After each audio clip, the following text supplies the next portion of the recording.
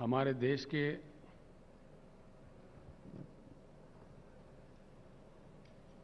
राष्ट्रपति चुनाव के लिए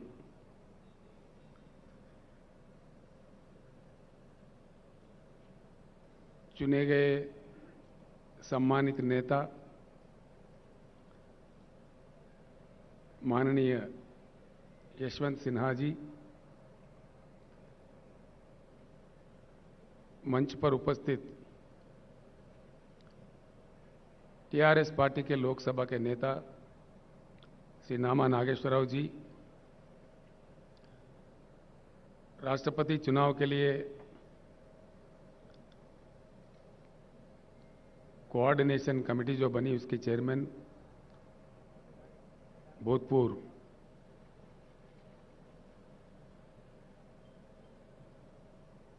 पार्लियामेंट मेंबर श्री सुधींद्र कुलकर्णी जी,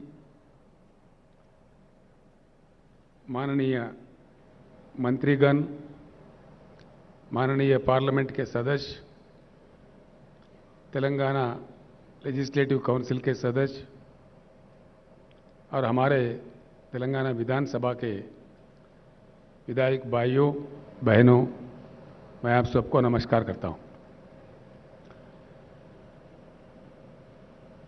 राजेश्वर रेड्डी के बाद फिर एक बार मैं यशवंत सिन्हा जी का हृदय से तेलंगाना जनता के ओर से, तेलंगाना सरकार के ओर से, हम तमाम के ओर से स्वागत करते हैं इस ऐतिहासिक हैदराबाद शहर में।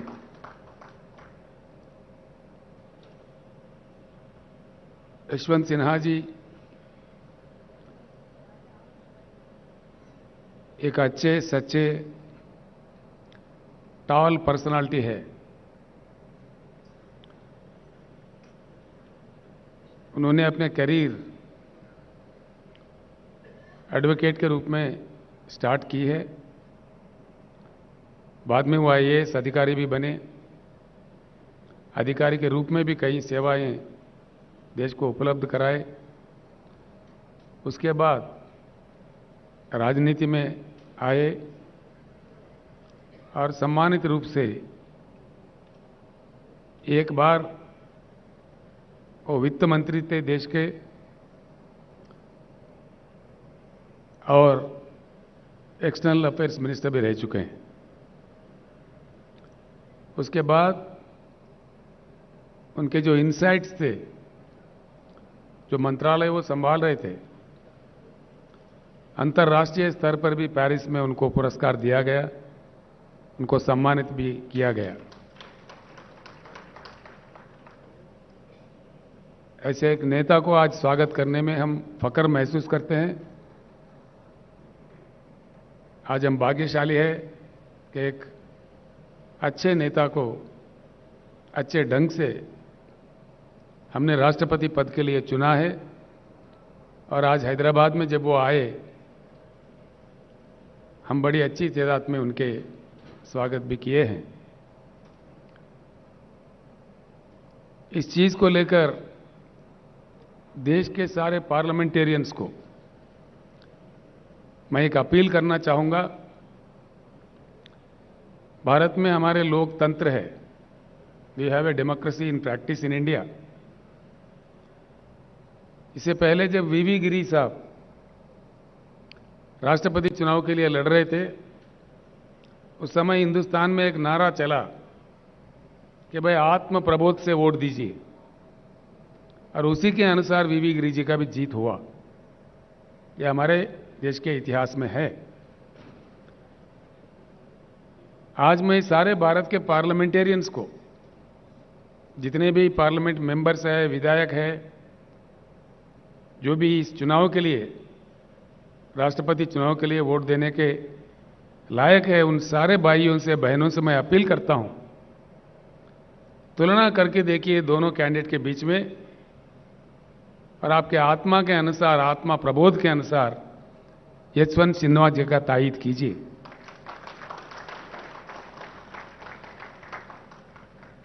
यशवंत जी, मैं दो चार शब्द जरूर कहना चाहूंगा। आशा करते हैं कि आप जीत जाए और देश का मान्यता बढ़े, देश का मान मर्यादा बढ़े। आप जैसे पर्सनालिटी जीतती है, व्यक्तिगत तौर पर आपका तो पर्सनालिटी बढ़ेगा ही, लेकिन देश का मान मर्यादा और बढ़ेगा। लेकिन क्या हो रहा है इस देश में? आज जो कुछ भी हो रहा है गलत हो रहा है। जो कुछ भी किया जा रहा है गलत किया जा रहा है। ऐसे स्थिति में देश को खामोश नहीं रहना चाहिए, आवाज उठाना चाहिए, सबको एकत्रित होना चाहिए और एक परिवर्तन ऐसा वैसा नहीं, एक उच्च गुणवत्ता वाली परिवर्तन। We need to bring in a qualitative change in Indian politics. It's the requirement of the nation today. आज के हमारे जो प्रधानमंत्री है वो आज हैदराबाद आने वाले हैं, 2 दिन के लिए यहां रहने वाले हैं।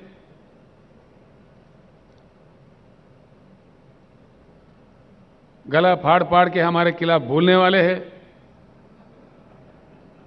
कोई बात नहीं, लोकतंत्र है, जो जिसके समझ में आए बोले, जो जिसको कहना है कहे। यही हमारा लोकतंत्र का मान्यता है। हम इतना ही कहना चाहेंगे, माननीय प्रधानमंत्री जी, जिस प्रकार से आप विपक्षी दलों के नेताओं पे गला फाड़ फाड़ के गलत आरोप लगाते हैं, उसी प्रकार से जो संबोधित करने वाले हैदराबाद सभा को, उसमें हमारे प्रश्नों का उत्तर दीजिए। ये मांग आज आपसे देश कर रहा है। प्रधानमंत्री जी, जब आप पहली बार चुने गए थे, जनता के साथ कई आश्वासन दिए थे, कई प्रॉमिसेस किए थे। एक भी, कम से कम एक भी आपका किया हुआ वादा पूरा हुआ क्या? हम जानना चाहेंगे तो किया है तो किस वादा आपने पूरा किया? एक भी, कम से कम एक भी टार्च लाइट डाल के भी ढूंढो तो नहीं मिलेगा। ये मैं नहीं, सारे देश कह रहा है।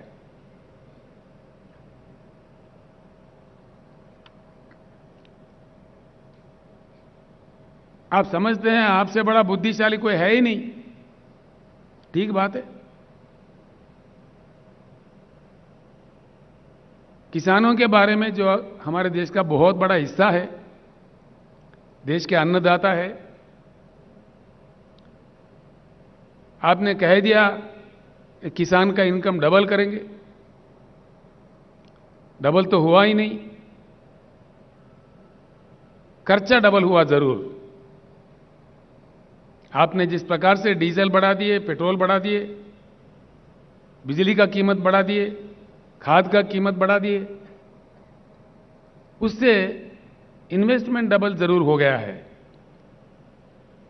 भले ही मैं हैदराबाद से कह रहा हूं कि हिंदुस्तान के हर किसान ये बात जानता है, वो उनका पर्सनल एक्सपीरियंस है। और आपने जिस प्रकार से 3 बिल लाए हैं खेती किसानी को लेकर के, 13 महीने इस देश में किसानों ने आंदोलन किया, आपके सरकार के खिलाफ, आपके नीतियों के खिलाफ। आप किस प्रकार के गंदे गंदे आरोप हमारे अन्नदाताओं पर लगा रहे थे। आपने तो उनको उग्रवादी कह दिया, खालिस्तानी कह दिया, जो आपके मन में आए मनमानी कह दिए। आपके मंत्रियों ने आंदोलनकारियों पे जीप चढ़ाए, कार चढ़ाए, मार दिए, हत्या भी किए। और उस दौरान 700 किसान वीर गति पाए। आंदोलन लड़ते लड़ते 700 किसान का मृत्यु हुआ। आपको इस चीज का एहसास ही नहीं है।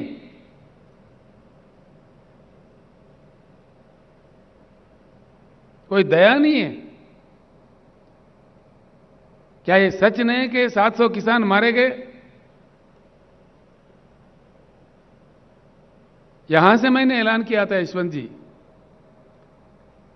आंदोलन के दौरान जिन किसान भाइयों ने अपनी जान गंवाई है उनको तो हम लौटा नहीं सकते, लेकिन उन परिवारों के देखभाल के लिए तेलंगाना सरकार की ओर से हमने 3-3 लाख रुपए हर घर में देने का घोषणा किया। और हाल ही में मैंने पंजाब सरकार के सहयोग से चंडीगढ़ तक जाके वहां किसानों के हाथ वो चेक दे दिए। इसके भी हमारे प्रधानमंत्री, हमारे भाजपा के नेता मजाक उड़ा रहे थे, आप तो देते ही नहीं, कम से कम जो देने वाले हैं उनका मजाक भी उड़ाते हैं, ये आपका राज है, ये आपका नीति है। इस प्रकार का सरकार आप चला रहे हैं इस देश में। दोस्तों, ये सोचने की बात है, जिस प्रकार के बातें माननीय प्रधानमंत्री कह रहे थे, माननीय कृषि मंत्री कह रहे थे, भाजपा के वरिष्ठ नेता लोग कह रहे थे, किसानों का जिस प्रकार अपमानित कर रहे थे, आखिरकार हुआ क्या? अगर आप सही थे, अगर आपके बनाए हुए कानून सही थे, आखिर हुआ क्या? सारा देश के सामने आपको सर झुका के किसानों को माफी मांगना पड़ा। आपने माफी मांगा? ये तो प्रधानमंत्री का आदत है, चुनाव के वक्त है मीठी मीठी बातें, चुनाव गुजर गया तो झूठी झूठी बातें। ये देश देख रहा है, देश महसूस कर रहा है। अगर आप सही थे तो फिर किसानों को क्यों माफी मांगा? आपके बनाए हुए कानून क्यों वापस लिए? और उसके बाद में किसानों को जो आश्वासन आप दिए थे, क्या हुआ? आज तक कोई बात ही नहीं है। किसान आपको कोई सोना हीरा थोड़ी मांग रहा है। किसान, देश के किसान अपने उगाए हुए पैदावारी का मोल मांग रहे हैं, मिनिमम सपोर्ट प्राइस मांग रहे हैं, एक इज्जतदार जिंदगी मांग रहे हैं। जिस प्रकार से आप पूंजीपतियों का एनपीएस का कर्जा उतारते हो लाखों करोड़ देके, वो नहीं मांग रहे किसान। किसान मांग रहे तो अपने हक मांग रहे, अपने पैदावारी का दाम मांग रहे, वो भी देने का क्षमता आपके पास नहीं है। आप आवाज ऊंचा करके, बात करके, जो मन में आए कह के आप कहते जाओ, आगे ये नहीं चलने वाला है इस देश में। किसी भी एक वायदा, किसी भी एक प्रॉमिस आपने फुलफिल नहीं किया।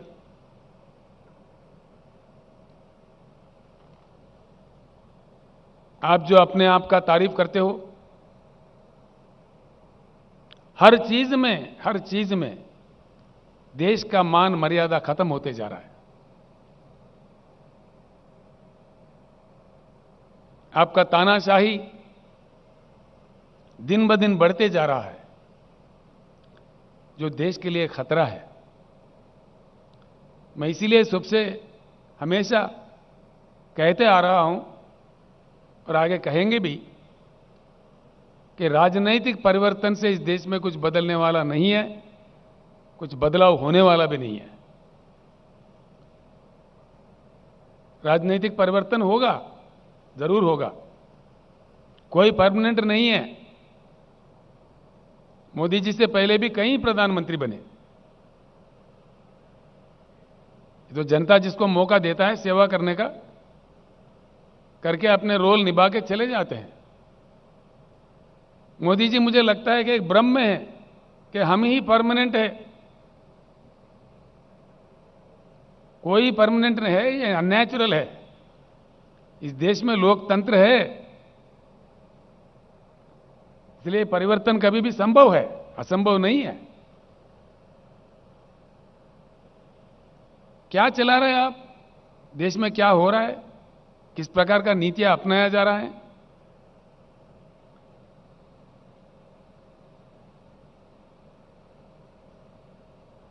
हर हालत से हिंदुस्तान बेहाल होते जा रहा है। किसान परेशान, बेरोजगार नौजवान परेशान, उद्योगपति परेशान, इन्फ्लेशन बढ़ रहा है, प्राइस राइज हो रहा है एसेंशियल कमोडिटीज का। आपका एडमिनिस्ट्रेशन का गुणवत्ता क्या है, क्या नतीजा मिला है इस देश को। Gross misuse of all constitutional bodies, gross misuse दिन ब दिन देखने को मिलता है इस देश में। आप हावी है, आप प्रहार कर रहे हैं।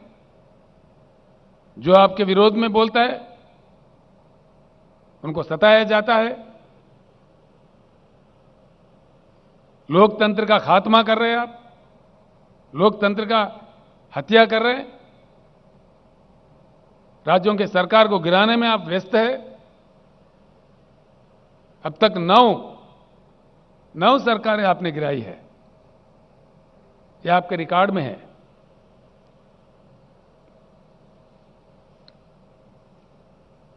इसका नतीजा क्या हो रहा है। किसी भी तरफ देखो बेहाल हिंदुस्तान। किसान परेशान, जवान परेशान, नौजवान बेरोजगार परेशान, उद्योगपति परेशान। कौन खुश है आपके सरकार से, सिवाय आपके भाषणबाजी के, सिवाय आपके झूठे प्रचार के, आपके अखबारी विज्ञापन से कौन खुश है। हकीकत जानने की कोशिश कीजिए। मैं आपसे मांग करता हूं माननीय प्रधानमंत्री जी, भाइयों, मैं आपको एक बात जरूर बताना चाहूंगा। नरेंद्र मोदी जी 15वां प्रधानमंत्री है इस देश का। He is the 15th prime minister of India. इनसे पहले 14 प्रधानमंत्री और बने थे। किसी के कालखंड में भी, किसी के भी कालखंड में देश का मान मर्यादा इतना नहीं गिरा जितना आपके कालखंड में गिर रहा है। प्रधानमंत्री जी, आपके नारा है भाषण शुरू करने से पहले भारत माता की जय। अगर आपके नारा में सही दम है, आपके रगों में बहता हुआ खून में एक बूंद में भी ईमानदारी है, सच्चाई है, तो एक बात मैं सवाल कर रहा हूं, उसका उत्तर दीजिए। कल के सभा में देश के सामने बताइए कि आपके खिलाफ किस प्रकार का जन आंदोलन चल रहा है श्रीलंका देश में, क्यों चल रहा है। आपने श्रीलंका जाके प्रधानमंत्री का रोल नहीं निभाया, बल्कि एक छोटा सा व्यापारी का सेल्समैन बन गए थे आप, देश का अपमान किए। नतीजा, श्रीलंका का जनता टूट पड़ी है श्रीलंका के रोडों पे। यह शोभा देता है हमारे देश को। अंतर्राष्ट्रीय स्तर पर देश को सर झुकाना पड़ रहा है आपके कारनामों की वजह से। क्या यह सच नहीं है। आपके मंत्री लोग, आपके प्रवक्ता लोग, आप खुद भी गला फाड़ फाड़ के बड़े ऊंचे आवाज में बोलते हो, क्यों चुप्पी साधे हुए है श्रीलंका के मामले में। कोई सरकारी प्रवक्ता अपना मुंह क्यों नहीं खोल रहा है, और आप अपने आप में खुद में क्यों नहीं बोल रहे इस बात में, क्यों चुप्पी साधे हुए हो, क्या वजह है इसके। और इससे बड़ी चीज क्या हो सकता है। श्रीलंका पार्लियामेंट कमेटी के सामने श्रीलंका इलेक्ट्रिसिटी बोर्ड के चेयरमैन बयान दिया दुनिया के सामने खुलेआम कि भारत के प्रधानमंत्री के दबाव के कारण हमने ये कॉन्ट्रैक्ट किसी हिंदुस्तानी व्यापारी को दिया। ये क्या देश का इज्जत बढ़ाएगा। किसी भी आपसे पहले आए हुए बने हुए किसी भी प्रधानमंत्री जी के कालखंड में ऐसे आरोप भारत पे नहीं लगे।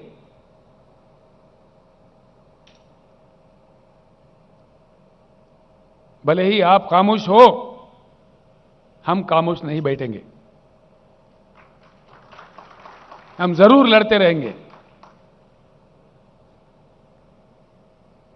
व्यक्तिगत रूप से मुझे भी नरेंद्र मोदी से कोई लेना देना कुछ नहीं है। आपके जो पॉलिसीज है, जो किसान विरोधी, जनता विरोधी, लोकतंत्र विरोधी,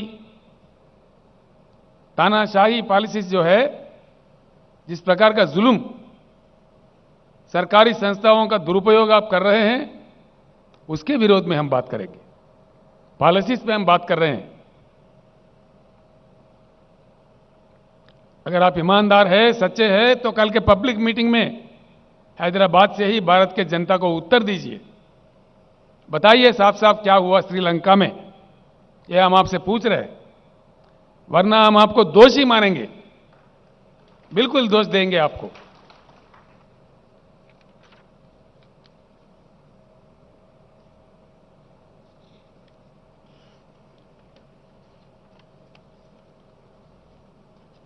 आपका और एक नारा था जब आप प्रधानमंत्री बने थे, मेक इन इंडिया। मैं पूछ रहा हूं माननीय प्रधानमंत्री जी, कुछ नतीजा मिला इसका?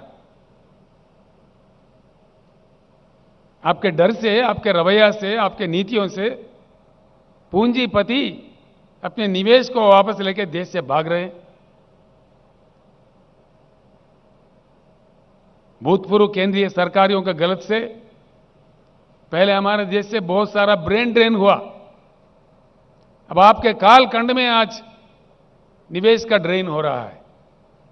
लाखों करोड़ विथड्रा करके विदेशों में जा रहे हैं। मेक इन इंडिया में लोग नहीं आए, मेक इन इंडिया में कुछ नहीं हुआ। ये तो झूठ था, बिल्कुल झूठ, सफेद झूठ। हुआ ही क्या है? कल के भाषण में बताइए क्या हुआ मेक इन इंडिया से? कुछ आया देश में या कुछ गया? कितने भारी उद्योग चले गए, कितने श्रमिक रोडों पे आ रहे हैं आपके गलत नीतियों के कारण से। तुलना कीजिए। अगर आपके पास बुद्धि की कमी है तो सीख सकते हैं। हमारे बगल में हिमालय के उस पार रहने वाले चाइना में क्या हुआ? वहां बातें कम, काम ज्यादा, अच्छा नतीजा। यहां हमारे पास बातें ज्यादा, काम कुछ नहीं, गलत नतीजा। मेक इन इंडिया को लेके चाइना में किस प्रकार का क्रांति आया, कितने उद्योग आया, कितने निवेश आए। माओ साहब के दौर तक चाइना गरीब से गरीब था, उनका जीडीपी हमसे कम था। आज 16 ट्रिलियन इकोनॉमी से, $16 ट्रिलियन इकोनॉमी से चाइना है। आपने देश का मजाक उड़ा दिया 5 ट्रिलियन इकोनॉमी का ख्वाब दिखा के। 5 ट्रिलियन ही मजाक था। अपने आप में हासिल होने वाला प्रगति को आपने आपका प्रचार कर लिया 5 ट्रिलियन इकोनॉमी का। खैर ठीक है, वो 5 ट्रिलियन में भी पहुंचेंगे हम लोग। आज कहां पे है हम लोग? हमारे से बुरा हाल रखने वाला चाइना, हमारे से कम जीडीपी रखने वाला चाइना, हमारे से कम कल्टिवेबल एरिएबल लैंड रखने वाला चाइना आज कहां है? 16 ट्रिलियन इकोनॉमी से आज हम कहां हैं? $3.1 ट्रिलियन पे है हम लोग आज। इसी रफ्तार से अगर हम चले, आपके बताए हुए 5 ट्रिलियन पे भी पहुंच पाएगा हिंदुस्तान? कभी नहीं, यह असंभव है। आपके कालखंड में तो देश में हर चीज गिर गया। जीडीपी क्रैश, ये मेरा नहीं, सरकारी फिगर से इन्फ्लेशन बढ़ता, जीडीपी गिरता, प्राइस राइज तो आप कंट्रोल नहीं कर पाते। फिर किस चीज के आप कंट्रोल कर पा रहे? लाखों करोड़ों श्रमिक जो उद्योगों में काम करके के अपने जीवन बिताते, वो बेहाल है, परेशान है, मजबूर है, आंदोलन कर रहे हैं, और आप उसका अपमान करने में व्यस्त है। मोदी जी, मैं एक बात पूछता हूं, 100 साल के लिए, 100 साल के लिए उपयोग करने के लिए हमारे देश में भगवान हो या प्रकृति हो, दिया हुआ संपत्ति है कोयला, 100 साल के लिए। और भी जियोलॉजिकल सर्वे से और भी निकल रहा है, हर साल 5 मिलियन टन से लेकर 5,000 मिलियन टन से लेकर 10,000 मिलियन टन का कोयला निकालता है जब सर्वे करते हैं। एक चीज बताइए, इतनी संपत्ति, इतने नेचुरल रिसोर्स हमारे पास रखते हुए आज विदेशों से आप कोयला क्यों मंगा रहे? दीजिए, कल उत्तर दीजिए, कल आपके भाषण में कहिए, ताकि देश जाने क्या मजबूरी है। आप मजबूर है आपके साहूकारों को हेल्प करने में।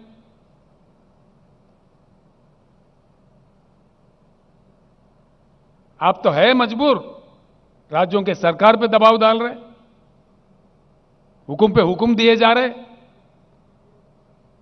कि 10% इंपोर्टेड कोयला इस्तेमाल करो, वरना तुम्हारे कोल इंडिया से कोल सप्लाई बंद किया जाएगा। ये क्या दादागिरी है? जबरदस्ती है? ये लोकतंत्र का मान मर्यादा है? यशवंत जी, मैं आपके सामने रखना चाह रहा हूं, हमने इनकार कर दिया, आप जो मर्जी कर लो, क्योंकि हमारा एक इतिहास है, कोल इंडिया के अलावा हिंदुस्तान में एक ही राज्य है जिसके पास एक कोयला खाना है, उसका नाम है सिंगरेनी कालरीज। हमने कहा हमारे खुद का कोयला है तो हम क्यों ले? हैरत की बात यह है, हिंदुस्तान का कोयला 4,000 के अंदर एक टन मिलता है। मोदी जी का जो कोयला है 25 से लेकर 30,000 का मिलता है, 4 गुना 5 गुना ज्यादा दाम देके, क्योंकि इनका दोस्त है एक साहूकार, वो इंपोर्ट करता है। इसीलिए मैं आपको टाइटल दे रहा हूं कि आप प्रधानमंत्री का काम नहीं कर रहे हो, आपके साहूकार दोस्तों का सेल्समैन बन के काम कर रहे हो। हां, बिल्कुल।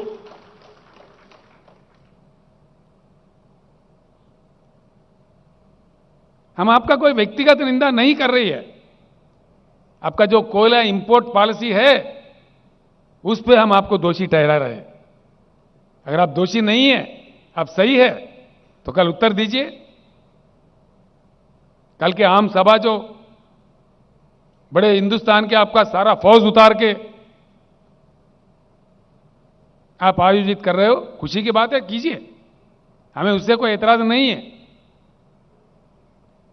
लेकिन उस सभा के दौरान जो आपका भाषण होगा, जो सवाल आज हम खड़े कर रहे हैं देश के जनता के तरफ से, इनका उत्तर हम आपसे चाह रहे हैं, क्लैरिफिकेशन हम चाह रहे हैं।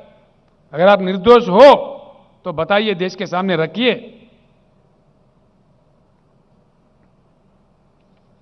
मेक इन इंडिया, नए उद्योग तो नहीं आए, जो ऑलरेडी है हमारे पास वो भाग रहे।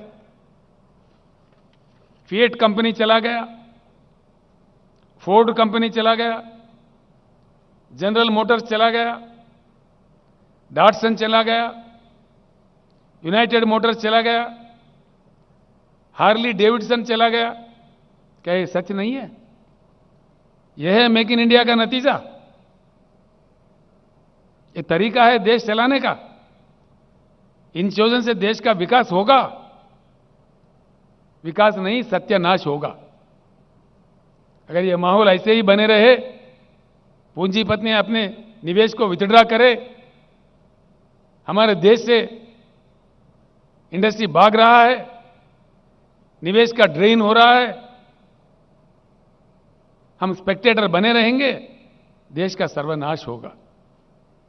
बड़ा ही दुख होता है, हो क्या रहा है और प्रचार क्या किया जा रहा है। ये कितनी गलत बात है।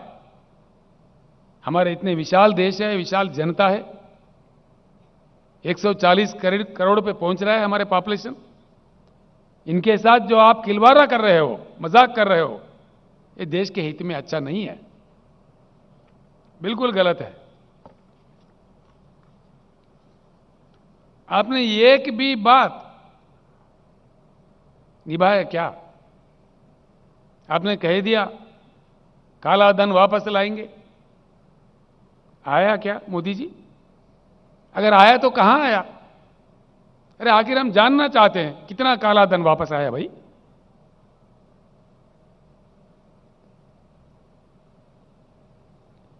सर झुक जाता है शर्म से। सरकारी आंकड़े बताते हैं कालाधन डबल हो गया, दुगना हो गया। कालाधन कंट्रोल नहीं हुआ लेकिन डबल हुआ। स्विस बैंक से पैसे नहीं आए, मोदी जी के कालखंड में दुगना हो गए, डबल हो गए। ये रिपोर्ट्स है,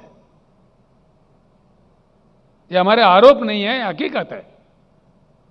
ये सारे देश और दुनिया जानता है कि यही विकास है, यही आपका महान कार्यकारिता है।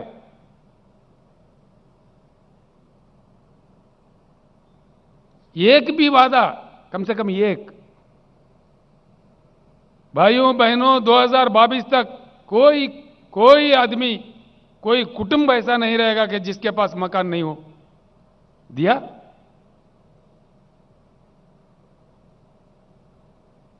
हम तो 2022 में आ गए, मोदी जी अभी नहीं पहुंचे 2022 में। बड़ी अजीब बात है।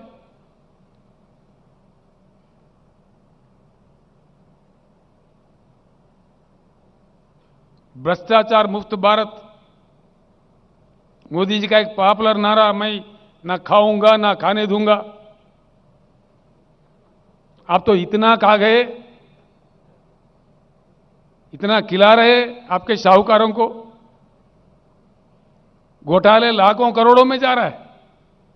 हां पूरा है, रखेंगे हम भी देश के जनता के सामने सही वक्त में, बिल्कुल है।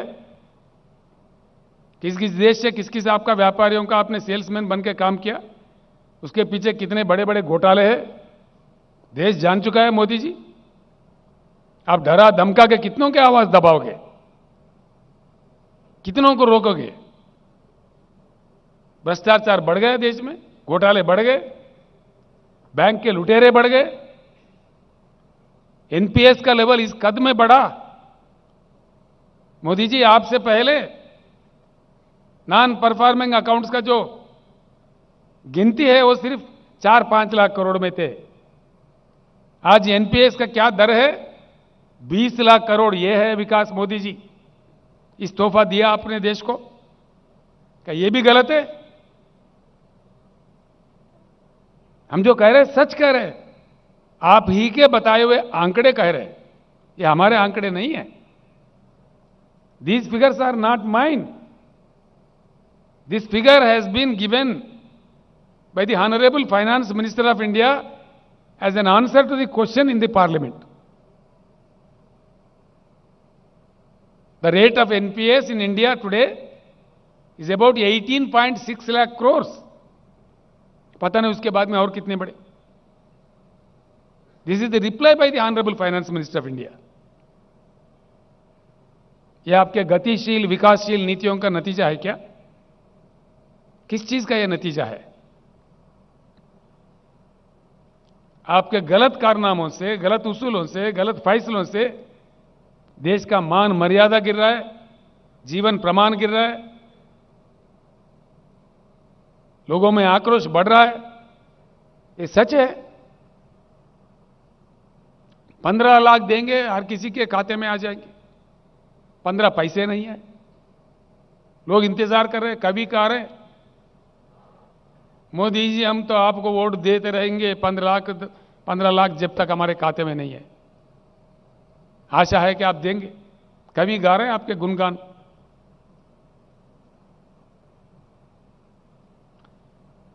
किसी भी वादा उद्योगपतियों के साथ, छोटे उद्योगों के साथ आपने जो वायदा किया,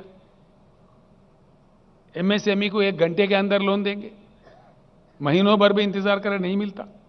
बस आपका वादा वादा रह गया। मोदी जी, आप जब रुपया गिर रहा था, जब माननीय मनमोहन सिंह जी प्रधानमंत्री थे, आप अपने गला फाड़ फाड़ के बोल रहे थे।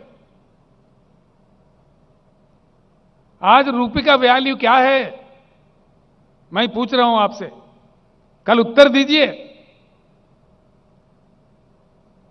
भारत के इतिहास में पहली बार सबसे नीचा वैल्यू किसी प्रधानमंत्री के समय में नहीं हुआ।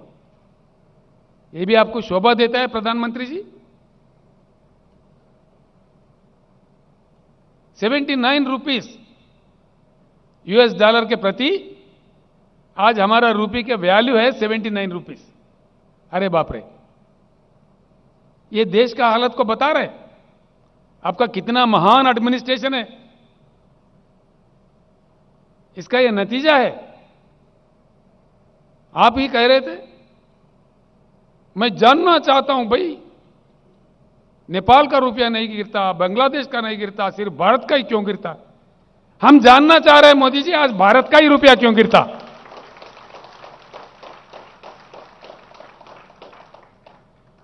हम भी आज जानना चाह रहे हैं, देश जानना चाह रहे हैं। किसी प्रधानमंत्री के समय में इतना नीचे नहीं गया रुपये वैल्यू जितना आपके समय में जा रहा है। और फिर भी आप बोलते हैं आपका ढोल बजाओ।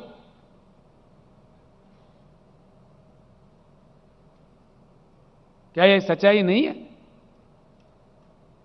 अगर आप निर्दोष हो, इसका उत्तर दीजिए कल के सभा में, जनता को बताइए। हम खुलेआम पूछ रहे,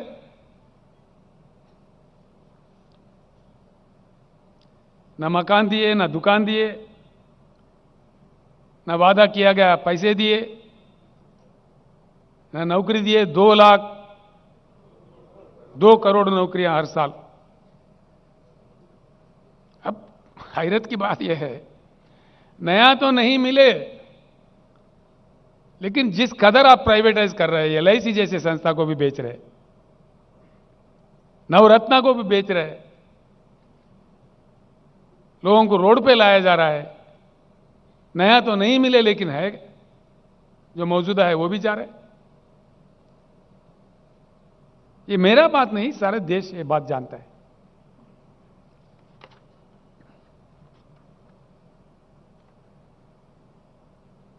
अब इतनी बड़ी लिस्ट है जो पढ़ के मुझे हमारे मधुसूदनाचार्य साहब ने लिख के दिया। मैंने बोला चारी साहब कुछ बांट दीजिए, यशवंत जी आ रहे हैं, सभा है। अब इसको पढ़ दूं तो और 2 घंटे लगेगा। पढ़ना चाहिए, बाद में पढ़ेंगे, बहुत समय है। मोदी जी, आपका कालखंड में इतनी खूब, एक भी काम आप कामयाब नहीं रहे। एक भी काम। आप अपने आप को रिव्यू कीजिए एक बार, मन से इंट्रोस्पेक्ट कीजिए, क्या हो रहा है। गंगा जी को बहुत पवित्र मानते हैं हम लोग। गंगा जी का पानी पूजा पाठ में हम इस्तेमाल करते हैं। इतनी पवित्रता, इतनी मान्यता। गंगा जी में अपने बुजुर्गों का अस्थि निमज्जन करते हैं हम लोग। हां, इस बात में मोदी जी का एक बहुत बड़ा विकास इन्होंने किया है। पवित्र गंगा में इन्होंने अस्थि नहीं बल्कि मानव शरीर को ही बहा दिया। शव बहे, हजारों के तादाद में शव बहे। कोरोना कंट्रोल में पूरी तरह से आप फेल्यूर हो गए। लाखों लोगों का मृत्यु का आप कारण बने। सडनली जो ओवरनाइट आपने लॉकडाउन अनाउंस किया, आजादी के बाद the largest trauma faced by the Indian polity, you made the people, lakhs of people, crores of people to walk on the roads. दुख होता है। जो वीडियो कॉन्फ्रेंसेस कोरोना का समय में ये कर रहे थे, मैंने सुझाव दिया था यशवंत जी, बड़ा दुख होता है। मैंने कहा भाई ट्रेन तो दे दो, कम से कम उनको भेज देते हैं, ट्रेन चालू करो। शर्म की बात तो यह है, उतने गंभीर समस्या जनता फेस कर रही थी, दुखी थी जनता। मोदी जी कहता फ्री ट्रेन नहीं देंगे। यशवंत साहब, आप जिस राज्य से आते हैं वहां का भाई बंधु हमारे पास कई इलाकों में काम करते हैं। लाखों लोग बिहार से, झारखंड से, बंगाल से, उत्तर प्रदेश से, तेलंगाना में काम करते हैं, कईयों फील्ड्स में। मैंने उन लोगों को आश्वासन दिया, भाई मोदी साहब नहीं दिए, लेकिन हम है, तेलंगाना राज्य के सरकार है, हम आप लोगों को तेलंगाना राज्य के विकास के प्रतिनिधि मानते हैं। आपके पसीना से, आपके मेहनत से तेलंगाना का प्रगति बढ़ती है, तो इसीलिए हमने हमारे लोगों के साथ उनको मुफ्त राशन दिया, दवाई दिया, फ्री ट्रेन 178 ट्रेन्स तेलंगाना सरकार के ओर से बुक करके वो घर पहुंचे तक उनको हर चीज, वाटर बॉटल्स के साथ, खाने के साथ, उनके जेब में 1-1 हजार रुपए देके हमने उसको विदा किया। ये है मोदी जी का नीति। देश के जनता के साथ केंद्र सरकार, देश के जनता के प्रति मोदी जी का ये प्रेम है। फ्री में ट्रेन भी अरेंज नहीं करते जब जनता दुखी है। करोड़ों जनता, एक दो नहीं, करोड़ों में।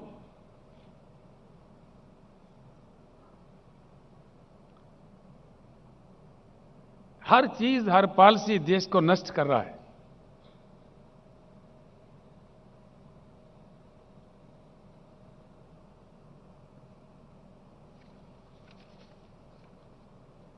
इंटरनेशनल इंडेक्सेस है, हर इंडेक्स में गिरावट, पहले से बुरा हाल, बद से बदहाल, बद से बदतर होते जा रहे हैं। ह्यूमन डेवलप इंडेक्स में हमारे स्थान 80 पर था, माननीय मोदी जी के कालखंड में 131 पे पहुंच गए। यह आपका मिसरूल का नतीजा है। हंगर इंडेक्स में हमारे भारत का स्थान 63 था, आज मोदी जी की बदौलत, मोदी जी के महान कार्यकारिता का निशाना है, हम 101 पे पहुंच गए, from 63 to 101। Individual rights, fundamental rights, Hindustan का जगह 85 था, 85, आज हम पहुंच गए 119, यहां पे भी गिरावट। बेरोजगारी ever highest in the history. Modi ji आने से पहले इसका दर, इसका percentage, it was at 5.6% unemployment in the country. Today it is, महान मोदी जी के महान एडमिनिस्ट्रेशन का नतीजा यह है, ever high in the country, 8.1% पे पहुंच गया अनएम्प्लॉयमेंट रेट। ये भी आंकड़े हमारे नहीं है। प्रेस फ्रीडम, भारत का स्थान 131 था, आज 142 पे पहुंच गया। और आपने बड़ा मेहनत करके मोदी जी, गोदी मीडिया भी आपने सृष्टि किया भारत में, तो सारा देश जानता है। हैप्पीनेस इंडेक्स 111 हमारा स्थान था, मोदी जी के प्रभाव से 136 पे पहुंच गया। एनवायरमेंटल इंडेक्स में 180 देशों को गिना गया था, हमारा नंबर 180 आ गया। बॉटम कंट्री, ये हमारा देश का हालत है। ये आपका कार्यकारिता है। आपने जिस प्रकार का मजाक उड़ाया देश का, देश के जनता का, जिस प्रकार का गिरावटें देखने को मिल रहा है राष्ट्रीय स्तर पर, अंतर्राष्ट्रीय स्तर पर, इससे हर चीज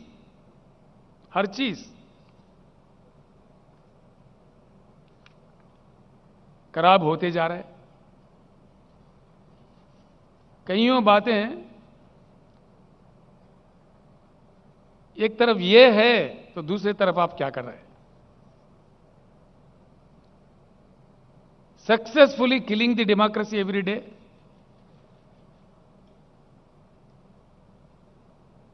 successfully killing the federal system of India, राज्यों के सरकार को सताना, जो इनके बात नहीं मानते उनको गिराना। इतने महान लोग हैं, ये एक आश्चर्यजनक बात है सर, आश्चर्यजनक। यहां महान केंद्रीय मंत्री है जो मोदी साहब के क्लासेस सुन के ट्रेंड है, बड़े महान मंत्री देख रहे, केंद्रीय मंत्री आज हैदराबाद में कह रहे, बड़ा आश्चर्य होता है। साहब यहां पे 119 एमएलए सीट है, जिनमें से हम और हमारे फ्रेंडली पार्टी मिलके 100 सीट हम जीत लिए थे। 88 तो हम जीते थे, 95 सीट्स हम जीते थे, 3/4 मेजॉरिटी। उसके बाद में हमारी संख्या बढ़ी, आज टीआरएस के एमएलए है 103, 104, और हमारे एक फ्रेंडली पार्टी है उनके एमएलए 7। और माननीय केंद्रीय मंत्रीगण जो हैदराबाद में बैठे हुए हैं वो कह रहे हैं महाराष्ट्र में जैसा सरकार गिरा है तेलंगाना में देखने को मिलेगा, तेलंगाना सरकार भी गिराएंगे। ठीक बात है, गिराइए।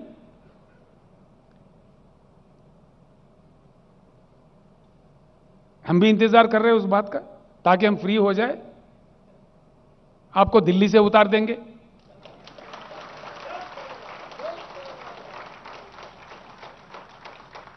हमेशा हमेशा क्रांति का रास्ता क्राइसिस से ही बनता है। तेलंगाना एक ऐसा समाज है यशवंत जी, 60 साल लड़के अपने अस्तित्व को, अपने गरिमा को बनाए रखने के लिए तेलंगाना का जनता ने 60 साल लड़ी है, आखिरकार अपने बलबूते अपने राज हासिल करके आज आगे बढ़ रहा है, आप सब लोगों के आशीर्वाद से। एक जंग और लड़नी पड़े, तेलंगाना कभी पीछे नहीं हटेगा।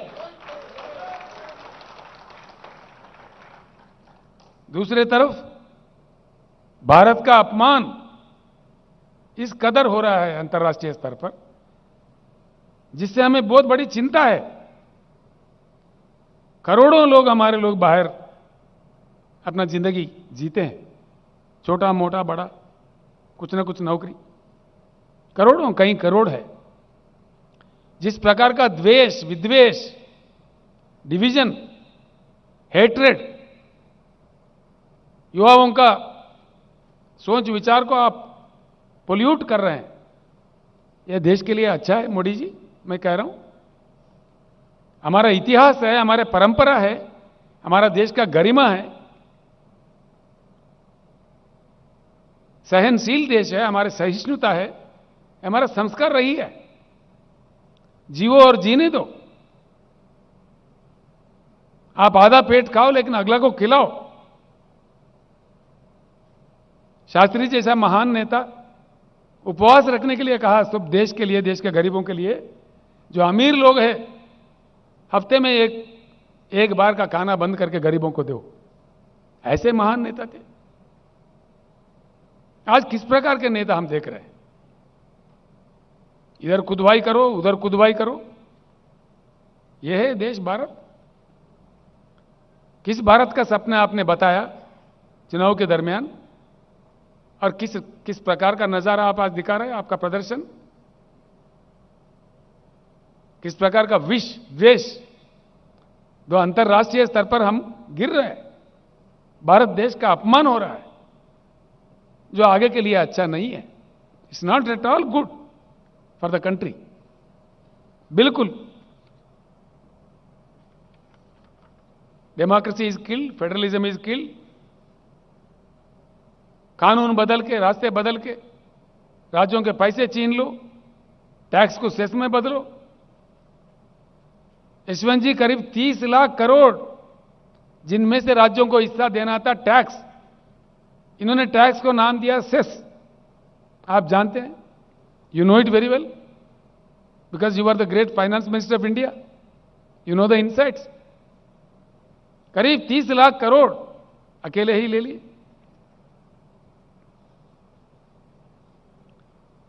हैरत तो इस बात की है, जिनको पूरे देश ने मान्यता दी है और विदेशों में भी, जब हम जाते हैं किसी विदेश में, कहीं गए किसी जगह, भाई आप कहां से हो? I am from India.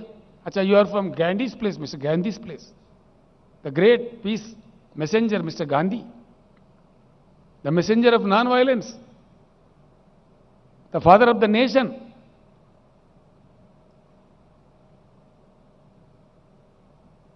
अरे आपका इतना मतलब impatience, father of the nation को भी आप लोग अपमानित करते हो। फादर ऑफ द नेशन, स्वच्छ भारत मिशन में गांधी जी का ऐनक लगाते, गांधी जी के समाज पे आप नाटक करते, प्रदर्शन, और आपके लोग गांधी जी का कितना अपमान करते हैं हर दिन। इस चीज के बारे में क्या मोदी जी आपको मालूमात नहीं है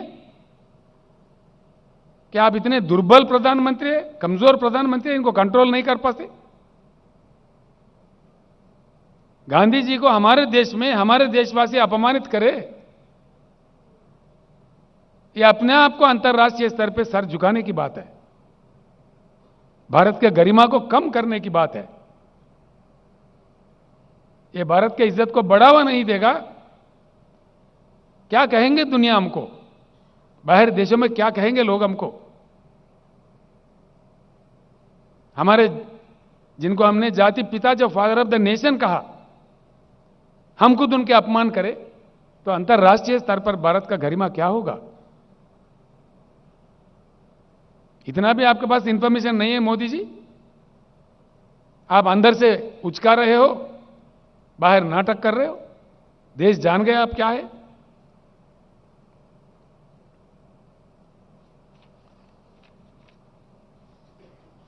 अनवांटेड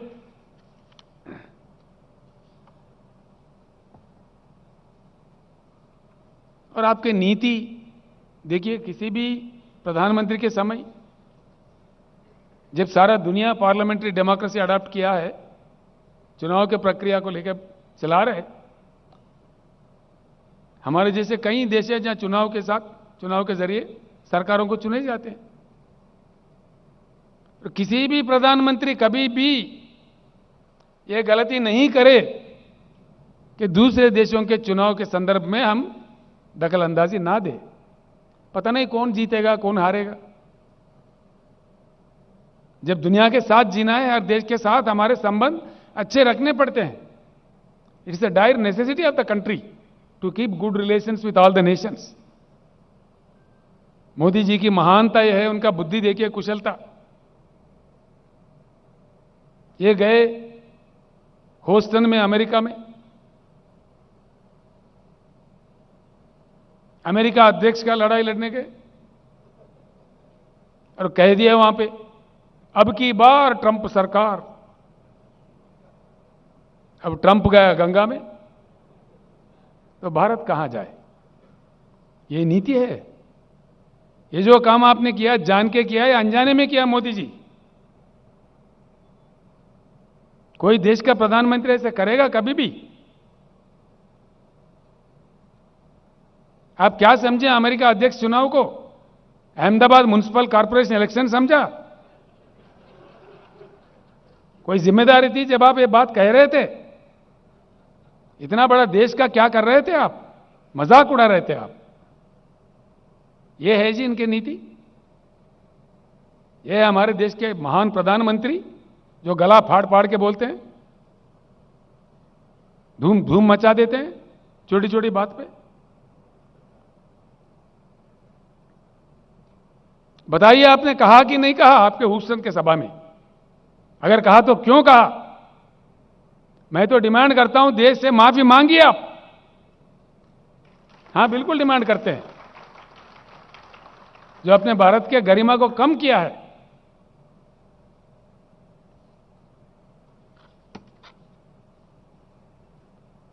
क्योंकि देश को आज सर झुकाना पड़ रहा है।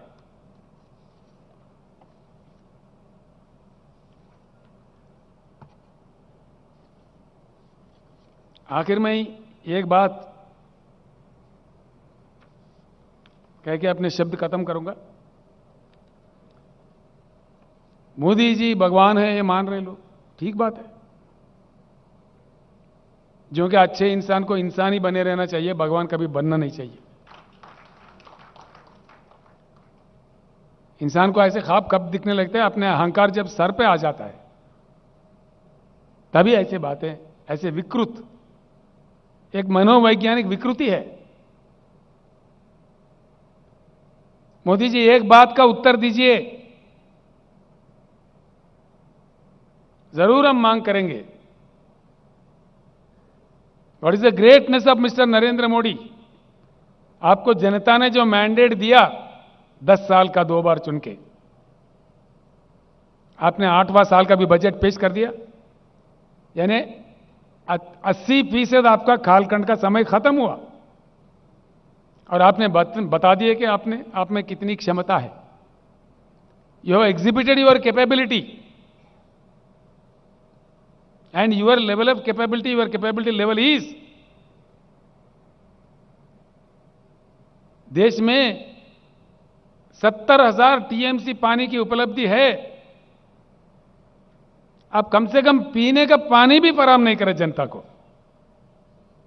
और शर्म की बात यह है, पीने का पानी देश के कोना कोना तो छोड़ो, देश के राजधानी दिल्ली में भी आप पानी नहीं दे पा रहे। यह आपकी मान्यता है। दिया आपने? हाल ही में मैं जब दिल्ली गया, वहां के लोग रो रहे थे। जो पीने के पानी नहीं देने वाला प्रधानमंत्री है, बड़ी बड़ी बातें करते हैं। पीने का पानी, क्या यही हिंदुस्तान का किस्मत है? आप ना बिजली दे सकते हैं और ना पीने का पानी दे सकते हैं। देश में उपलब्ध सहज रिसोर्सेस को एक्सप्लॉइट करके देश के जनता को नहीं दे सकते हैं। क्या दे सकते हैं? सिर्फ भाषणबाजी, द्वेष, विद्वेष, विपक्षियों का अपमान, सरकारी संस्थाओं का दुरुपयोग, सिवाय इसके क्या मिला है इस देश को? लिहाजा भाइयों, हम सब लोग मिलकर तेलंगाना की लड़ाई लड़े थे लोकतंत्र के आधार पर। खैर समय लगा, लेकिन हमारे मेहनत का फल हमें मिला। मैं आप लोगों से यशवंत सिन्हा का जो कद है, जो एक उत्तम नेता है इस देश का, सिन्हा जी, उनका समर्थन करने का इस सभा में मैं फिर एक बार आप लोगों से अनुरोध करता हूं, एक नए भारत को, अच्छे भारत को, ईमानदार भारत को बनाने के लिए फिर एक जंग हमें लड़ना पड़े। हम आज से ही शुरू करते हैं। मैं धन्यवाद देता हूं हमारे हैदराबाद शहर के नेताओं का, यहां के मंत्री, यहां के हमारे पार्टी के अध्यक्ष गोपीनाथ जी का, रंगारेड्डी मेडचल जिले के भी अध्यक्षों का और मंत्री लोगों का, विधायकों का मैं धन्यवाद देता हूं कि जितना शानदार प्रदर्शन आपने किया है। आज हैदराबाद में लोकतंत्र खिला है। The test of democracy have shown in Hyderabad today. The wonder is that the spirit of democracy is still alive in India. एक नहीं बल्कि 1 लाख मोदी भी लोकतंत्र का, हमारे देश का लोकतंत्र का गला नहीं घोट सकते। इस प्रदर्शन से आज हमने हिंदुस्तान को यही बता दिया, जिसका मुझे गर्व है। I am thankful to all of you. जिस प्रकार का प्रदर्शन आज आपने किया है, I am very very thankful to you. आगे चल के भगवान से हम प्रार्थना करते हैं कि एक अच्छे भारत बने, उज्जवल भारत बने, महान सुहान भारत बने और देश के गरीबों का किस्मत खुले। फिर एक बार हम सबके तरफ से माननीय यशवंत सिन्हा जी का हृदय से मैं स्वागत करते हुए, उनका जीत का मनोकामना करते हुए मैं अपने शब्द वापस लेता हूं। धन्यवाद।